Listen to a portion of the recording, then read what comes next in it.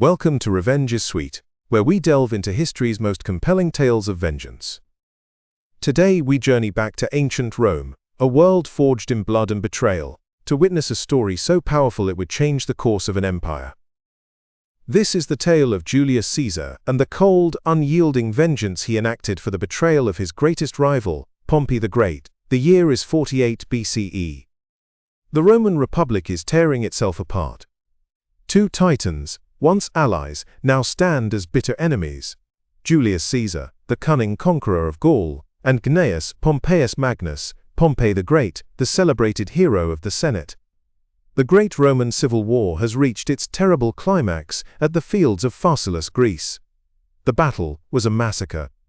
Caesar, outnumbered and outmaneuvered on paper, proved his genius.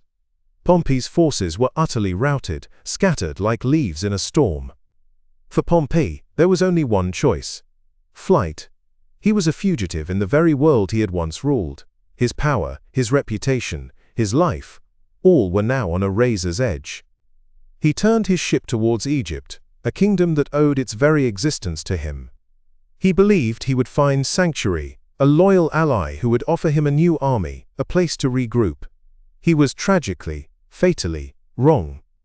As his ship approached the shores of Alexandria, a small skiff was dispatched to greet him. On board were the young King Ptolemy's chief eunuch and a Roman tribune. They offered a warm welcome, urging him to transfer to their small boat.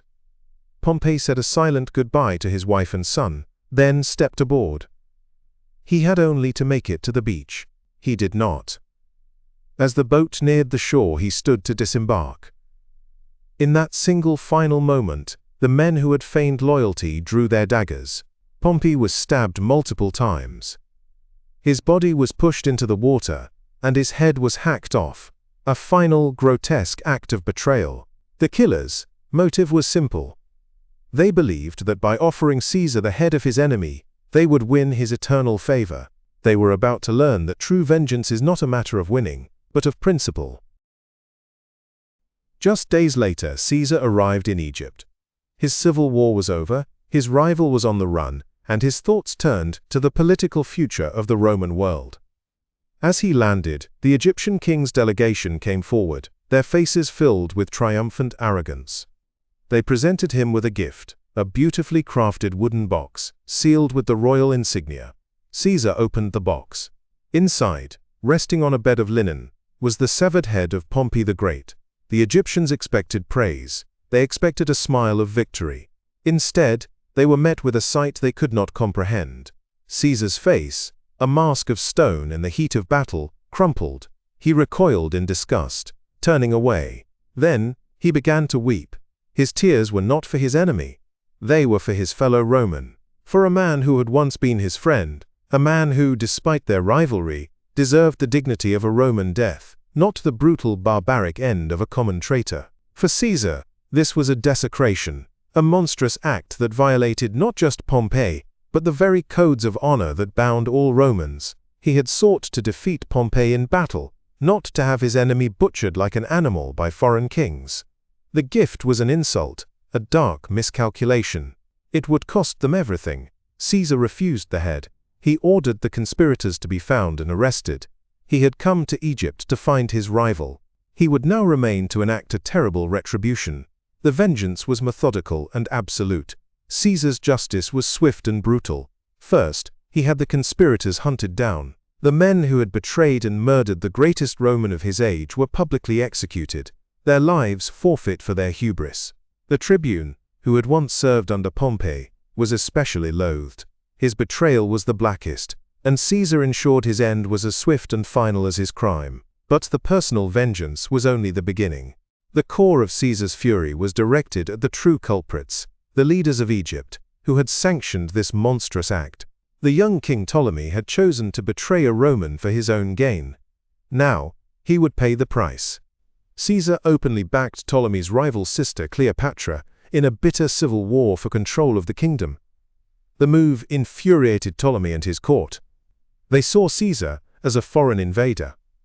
What followed was a brutal conflict, a furious war of retribution fought in the streets of Alexandria. Caesar, with only a small force, was trapped, but his genius for war was unmatched. He held the city under siege, even setting fire to the Library of Alexandria to prevent its use against his position. The war dragged on, fueled by Caesar's unrelenting fury. The ultimate act of vengeance was saved for the final battle. As Ptolemy's forces were routed, the young king attempted to flee across the Nile River. In a moment of poetic and complete justice, he drowned in the very river that flowed past the site of Pompey's betrayal. His body was never found. The kingdom he had so foolishly tried to seize was now under Roman control, ruled by Cleopatra, whom Caesar had personally installed on the throne. Pompey's murderers were dead. The king who sanctioned the act was gone. The kingdom that welcomed a betrayal was now a Roman puppet state. Caesar's vengeance was complete. His actions were not fueled by grief for Pompey as a friend, but by an unwavering belief in Roman honor.